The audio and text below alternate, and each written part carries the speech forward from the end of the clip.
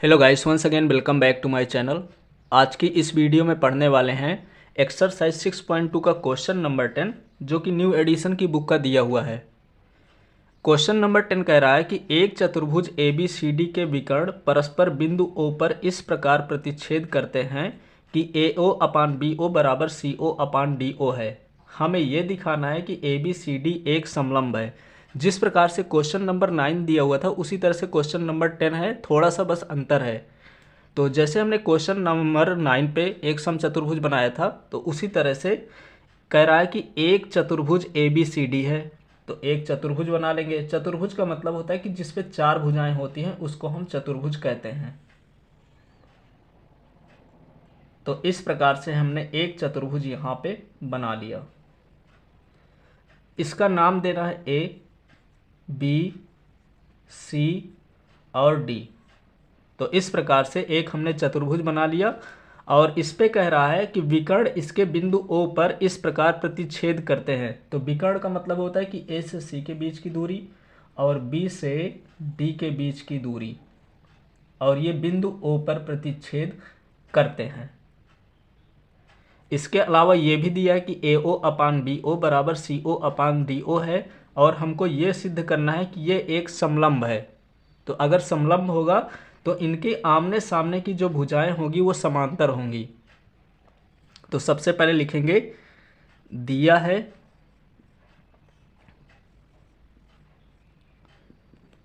अब यहां पे हमें दिया क्या है कि AO upon BO equal CO upon DO, ये हमें दिया हुआ है। तो इसी को हम इस प्रकार से लिख सकते हैं कि CO को नीचे ले आएं और BO को उधर ले जाएं। तो ये हो जाएगा AO अपान BO इक्वल, सॉरी यहाँ पे BO की जगह हमें CO लिखना होगा फिर, और BO उधर चला जाएगा तो BO अपान DO हो जाएगा। ये हमें दिया था, इसको हमने इस प्रकार से लिख दिया। इसको लिख देंगे समीकरण नंबर 1। अब हमें क्या करना है, सिद्ध करना है कि ABCD एक समलंब है। इसको भी लिख लेंगे, सिद्ध करना है। हमें सिद्ध करना है कि ABCD एक समलंब है। इस तरह से हम लिखेंगे। इसके अलावा अगर हम यहाँ पे एक्स्ट्रा वर्क करते हैं तो उसको भी लिखना होगा, वो रचना के अंतर्गत आएगा।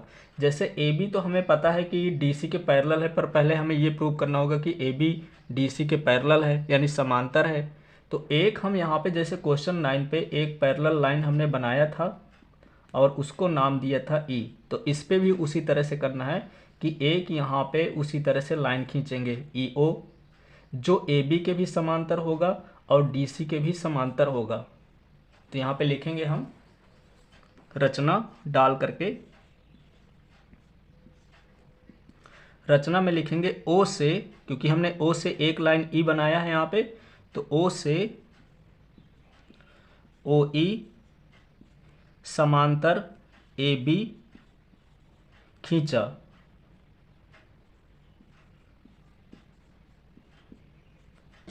इस तरह से हमने लिख दिया। हम यहाँ पे OE लिख सकते हैं, समांतर AB या समांतर DC, दोनों को हम लिख सकते हैं।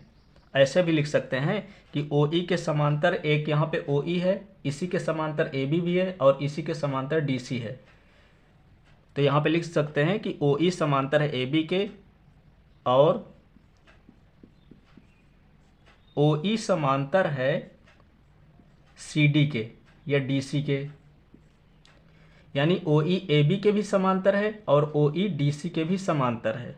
तो इस तरह से हमने लिख दिया कि O से एक हमने रेखा खींचा OE, जो AB के समांतर है और DC के भी समांतर है। ये हो गई रचना। अब इसके बाद हमें सॉल्व करना, ये हमें लिखना होता है सभी में, थोड़ा सा अच्छा लगता है ताकि मार्क्स अच्छे मिल जाएं। तो हम पहले लिखेंगे दिया है, जो दिया है उसको लिखेंगे, फिर हमें सिद्ध क्या करना है, क्वेश्चन में तो लिखा रहता है पर इस तरह से लिख देंगे और अच्छा लगेगा। फिर रचना, जैसे हमने यहाँ पे O से एक E रेखा खींचा तो उसको भी लिखना होगा। तो ये हमारी रचना हो गई। अब इसके बाद हम हल करते हैं। तो इसका स्क्रीनशॉट ले लीजिए, फिर इसके नीचे से यहाँ से सॉल्व करेंगे रचना के बाद से। तो जैसा कि हमने यहाँ से समीकरण 1 बना लिया है, अब समीकरण 1 बना लिया है तो हमें यहाँ पे लिखना होगा कि अगर OE जो है AB के समांतर होगा या OE जो है DC के समांतर है, तो लिखेंगे OE समांतर है यहाँ पे AB के। तो यहाँ पे एक त्रिभुज लेंगे ABD, इस तरह से बना हुआ है। ये A है, ये B है, ये D है और यहाँ पे एक O है और ये E है।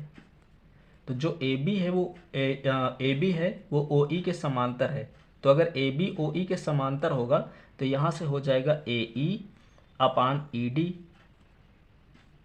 प्रमेय 1 का यूज करेंगे, AE अपान ED बराबर BO अपान DO, यानी इन दोनों भुजाओं का अनुपात बराबर इनका अनुपात। BO या OD हम लिख सकते हैं या DO लिख सकते हैं, BO अपान DO। अगर यहाँ पे AB EO के समांतर है तो इनकी भुजाओं का जो अनुपात होगा वो बराबर होगा, यानी AE अपान EO बराबर होगा BO अपान OD के। ये प्रमेय नंबर फर्स्ट होगा और इसको मान लेंगे समीकरण नंबर 2। इस पे लिखेंगे प्रमेय नंबर 1 से। तो इस प्रकार से हमने समीकरण 1 बना लिया, समीकरण 2 बना लिया। समीकरण 1 और 2 में हम देखेंगे तो BO अपान DO यहाँ भी है और BO अपान DO यहाँ भी है, यानी कि ये दोनों बराबर हैं। अगर ये दोनों बराबर हैं तो ये वाला पार्ट इसके पार्ट के बराबर होगा। तो यहाँ पे लिखेंगे समीकरण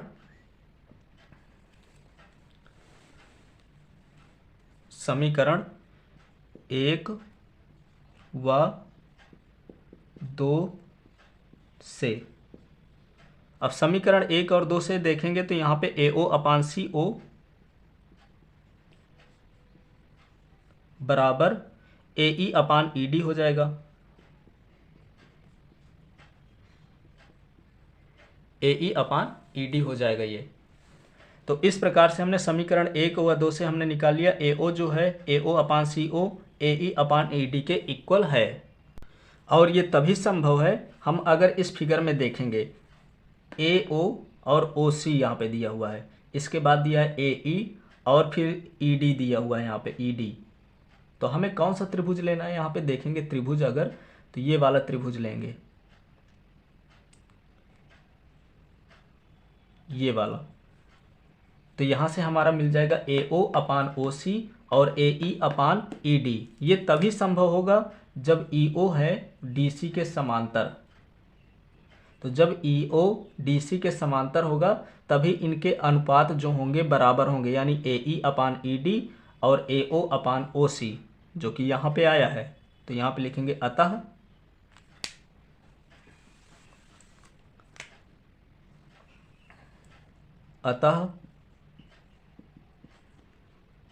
OE समांतर है CD के।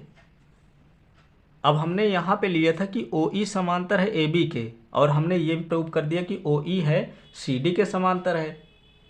तो जब हमने ये प्रूव कर दिया कि ये इसके समांतर है और OE CD के भी समांतर है, तो इसका मतलब ये हुआ कि जो AB है वो CD के समांतर होगा। इसलिए OE समांतर है AB के और AB जो है वो CD के समांतर होगा, क्योंकि जब ये इसके समांतर है और इसके भी समांतर है तो तीनों इक्वल होंगे। तो लिखेंगे अतः AB समांतर है, CD लिख दें या DC लिख दें, कुछ भी हम लिख सकते हैं, यहाँ पे DC भी लिख सकते हैं, DC के समांतर है। तो अगर ये दोनों समांतर है, सॉरी यहाँ पे AB होगा, AB जो है DC के समांतर है, तो हम इसको लिखेंगे अतः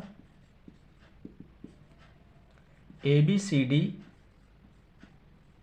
एक समलंब है। ABCD एक समलंब है। इस प्रकार से क्वेश्चन नंबर 10 यहाँ से कंप्लीट हो गया और क्वेश्चन नंबर 10 के साथ साथ ये एक्सरसाइज कंप्लीट हो गई।